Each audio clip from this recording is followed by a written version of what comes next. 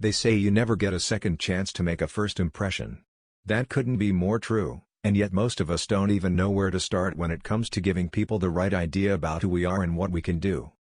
When one realizes that causing the wrong first impression can cost you a potential friendship, relationship, or job, it suddenly becomes very important that you learn just what to do and say to make a great first impression. The first thing one has to do when meeting someone is to maintain eye contact.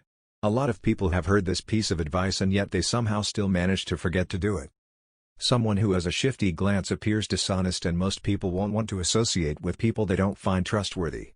Maintain your eye contact without staring and soon you'll be making friends left and right.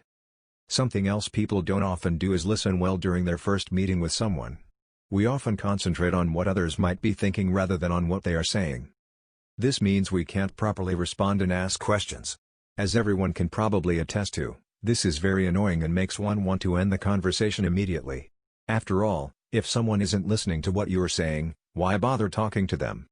Another tip to take to heart is to reduce fidgeting. Even just rubbing your ear or eye while talking can make people think you are distracted or dishonest. Keep your hand movements to a minimum and avoid tugging at your clothing. Doing so makes a person appear confident and relaxed. We all want to associate with people that are comfortable in their own skin. Show people that you are the best person to get to know in the room. Making an amazing first impression isn't difficult.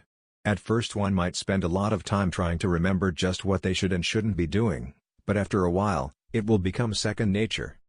Go one step further and buy yourself a book or do additional research online regarding making good first impressions.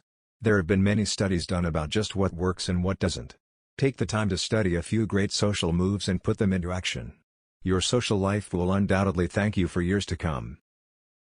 Thanks for watching the video. If you liked it, be sure to leave a like and subscribe for more videos like this.